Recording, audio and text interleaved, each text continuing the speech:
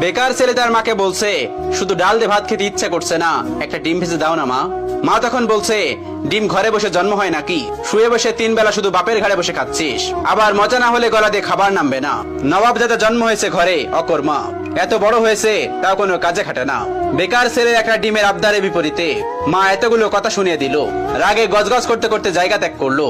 খাবার টেবিলে মায়ের এমন কথা শুনে গলা দিয়ে আর খাবার নামলো না। ভাতের প্লেটটা রেখে হাত ধুয়ে ফেললো। মা চাইলে ভালোভাবে বলতে পারতো ডিম নেই। আজ সে বেকার বলে মুখের উপর উঠতে বসতে খাবারের খোঁটাও শুনতে হচ্ছে। নিজেকে আজকাল একটা বোঝা মনে হচ্ছে। ভারী একটা দীর্ঘশ্বাস ছেড়ে রাতে না খেয়ে ঘুমিয়ে পড়লো ছেলেটা। রাত পেরিয়ে সকাল হলো, কেউ একটিবারের জন্য তাকে খেতে ডাকেনি। এক বুক চাপা কষ্ট নিয়ে না খেয়ে চলে গেল টিউশনি করতে। এটি দিয়ে হাত খরচ চালায় ছেলেটা। আজ চাকরিওয়ালা বড় ছেলে বাড়িতে এসেছে। যে ঘরে বেকার ছেলের জন্য একটা ডিম ছিল না, সেই ঘরে আজ বাহারি আয়োজন করেছে মা। দুপুরে বড় ছেলেকে যত্ন করে খেতে দিল মা। ওই সময় অভিও এসেছে বাড়িতে। মা তাকে একটিবার অব্দি খেতে ডাকলো না। পেটের ক্ষুধা জানে এক প্লেট ভাতের জন্য কত কটু কথা সহ্য করে নিতে হয়। বেকার ছেলেটা সকল কষ্ট চাপা রেখে নির্লজ্জের মতো ভাইয়ের পাশে এসে খেতে বসলো। মা ভাই হয়তো একটু বিরক্ত হলো তার আগমনে।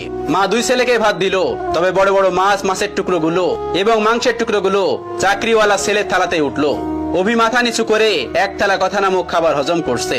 আর সেই ফাঁকে মা বড় ছেলের ভাতের নিচে বড় সড়ক একটা চিংড়ি গুজে দিল, যা চোখ এড়ালো না বেকার ছেলেটির। কে বলল বাবা মায়ের ভালোবাসা সব সন্তানের জন্য সমান হয়? এই যে মায়ের ভালোবাসায় কত ব্যবধান, এই কষ্টগুলো কাউকে বলা যায় না, আর সহ্যও করা যায় না। আজ তারও একটা চাকরি হলে মা তাকেও নিশ্চয়ই এভাবে এক্সট্রা খাতির যত্ন করত। কথায় কথায় মন্দ বলতো না। হঠাৎ চোখের কোনায় দুফোঁটা জল চিকচিক করছে ছেলেটার। সাথে সাথে খুব গোপনে তা লুকিয়ে প্লেটের ভাতগুলো চুপচাপ খেয়ে নিল। বিষণ্ণ মনটা নিয়ে শুয়েছে ছেলেটা কিছুক্ষণ। এরই মধ্যে মুঠোফোনটা বেজে উঠলো। তার প্রিয় মানুষটি ফোন দিয়েছে। তার প্রিয় মানুষটির ফোনের নামটা দেখে অভির মুখে হাসি ফুটে উঠলো। রিসিভ করার সাথে সাথে তার প্রিয় মানুষটি ব্যস্ত কণ্ঠে বলল, অভি, তোমার সাথে বিকাল 4টায় আমি দেখা করতে চাচ্ছি। আমি নদীর পাড়ে অপেক্ষা করছি তোমার জন্য। তুমি তাড়াতাড়ি চলে এসো, জরুরি কথা আছে। অভির হাসি মুখটা চুপসে গেল এক নিমিষেই। পকেটটা একেবারে শূন্য। টিউশনির টাকা পেতে এখনো 10 দিনের মতো লাগবে। নিজের কাছে গাড়ি ভাড়াটাও নেই। তবুও মৃত্যু হেসে তার প্রিয় মানুষটাকে বলল, ঠিক আছে, আমি আসছি। অভি সাথে সাথে রেডি হয়ে নিল। ভয়ে ভয়ে বাবার রুমে গিয়ে ভীতু কণ্ঠে বলল, আব্বা। বাবা তখন বললেন, হ কোন সাহেব, গায়ে বাতাস লাগাতে যাচ্ছেন বুঝি? বাবার ঠেস মারা কথা গায়ে মাখলো না অভি, বরং অনুনয় করে বলল, আমাকে 100 টাকা দিবেন আব্বা, খুব আর্জেন্ট দরকার। বাবা তখন বলল, টাকা তো আর গাছে ধরে না যে তোকে ছিঁড়ে ছিঁড়ে দিব। নিজে কামাই করতে পারিস না? মানুষের ছোট ছোট পোলাপানো কত টাকা কামাই, পুরো সংসার চালাই, আর এত বড় দামড়া হয়েও বাপের কাছে টাকা চাও? এই লজ্জা করে না তোর? তুই সারাদিন গায়ে বাতাস লাগাই বেড়াবি, আর প্রত্যেক দিন তোর আমি টাকা দিব? অনেক তো বাসায় বাসায় খাওয়াইছি, আর না। তুই আমার সোজা সাপটা কথা শোন, আমি তোর এত পকেট খরচ দিতে পারবো না। এখন থেকে নিজে নিজে ইনকাম করে খা, আর তা না পারলে আমার ঘর থেকে বাইর হয়ে যা। এত ঝামেলা আমার সহ্য হয় না, তুই আমার চোখের সামনে থেকে দূর হ। বাবার এতগুলো কথা শুনে ছেলেটার বুকটা মোচড় দিয়ে উঠলো। ভারী কয়েকটা দীর্ঘশ্বাস ফেলে নিঃশব্দে বের হয়ে আসলো ঘর থেকে। এদিকে প্রিয় মানুষটা বারবার কল দিয়ে তাকে তাড়া দিচ্ছে। নিজেকে সামলে নিল অভি। বাগান থেকে একটা গোলাপ ছিঁড়ে নিজের পকেটে রেখে দিল অভি। অতঃপর পায়ে হেঁটেই গেল যথার্থ স্থানে। প্রিয়তমা আগে এসে বসে আছে। অভিকে দেখে উঠে দাঁড়ালো এবং বিরক্ত কণ্ঠে বলল, এত দেরি করলে যে? জানো আমি কতক্ষণ ধরে বসে আছি?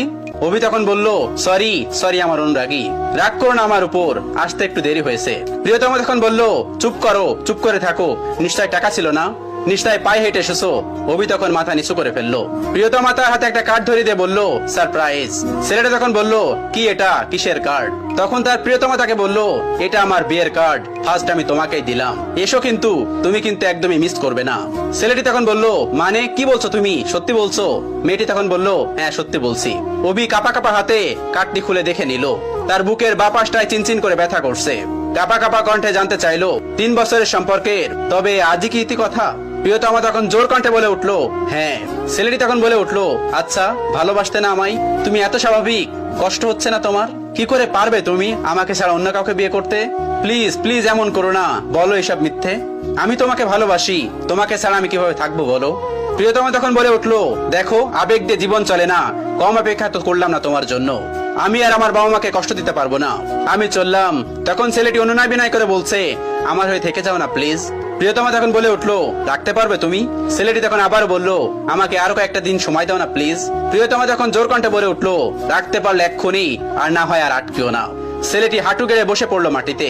কিভাবে আগলে রাখবে নিজের ভালোবাসাকে? সে তো নিজেই বেকার, বাসায় নিজেরই তো জায়গা হয় না। তার উপরে অন্য কেউ তো নয়। অতঃপর মনের বিরুদ্ধে যে মাথা নিচু করে বলতে হলো, সরি অনুরাগী, তোমাকে রাখার সাধ্য যে আমার নেই। চলে যাও, তবে সুখী হও স্বামীর ঘরে। ভালো থেকো আমার না হওয়া প্রিয়তমা। বিদায় আমার অনুরাগী। অতঃপর 3 বছরের ভালোবাসার দাপন হলো বেকারত্বের কারণে। এভাবেই প্রতিনিয়ত হাজারো বেকার ছেলে হারায় তাদের প্রিয়তমাকে। অভি টলতে টলতে নদীর কিনারায় বসে পড়লো। নিজেকে পাগল পাগল লাগছে। প্রিয় হারানোর যন্ত্রণা এত তীব্র কেন, এত ব্যথা কেন? এই তো মনে হচ্ছে দমটা বের হয়ে যাবে তার। বুকের বাপাসটা ঝলসে যাচ্ছে তার। চোখ দিয়ে ঝরছে নীরব অশ্রু। বেকারদের এই নীরব অশ্রু লোকচক্ষুর আড়ালেই রয়ে যায়। বুক পকেটের শখের গোলাপটা আর দেয়া হলো না, আর দেওয়া হলো না প্রিয়তমাকে। অভি উঠে দাঁড়ালো এবং গোলাপটা ছুঁড়ে ফেললো নদীর পানিতে। অতঃপর দাঁড়িয়ে বিড়বিড় করে বলল, বেকারত্ব মানে রোজ হাজারো স্বপ্নের বলিদান। বেকারত্ব মানে হলো রোজ বাস্তবতার অনলে পোড়া। বেকারত্বের মানে হলো জ্যান্ত কতগুলো লাশ। বেকারত্ব মানে হলো জীবনের খাওয়া সেরা বাস। গল্পের শেষে আপনাদেরকে বলছি, ওই যে আপনার বাড়িতে বেকার ছেলেটা আছে না, যাকে সারাদিন বাসা থেকে বের করেন, খাবারের খোঁটা দেন, হ্যাঁ তার কথাই বলছি। বিশ্বাস করুন, এই মানুষগুলো ভিতরে ভিতরে প্রতিনিয়ত শেষ হয়ে যাচ্ছে। এদেরকে কথার আঘাতে প্রতিনিয়ত কষ্ট না দিয়ে, তাদেরকে বোঝা মনে না করে, বরং এদের পাশে থেকে এদের মনোবল মজবুত করতে সাহায্য করুন। পারলে একটা কাজ জোগাড় করে দিন, মানসিক শান্তি দিন। পারলে এদের একটু বোঝার চেষ্টা করুন। শুনুন, একটা পরিবার থেকে একটা মানুষ সাপোর্ট পেলে একটা মানুষ সারা বিশ্বকে জয় করতে পারে। আচ্ছা, এরা তো এমনিতেই বেকার থাকছে, তাই না? জানেন তো এই শহরে আজকাল চাকরির বড়ই অভাব।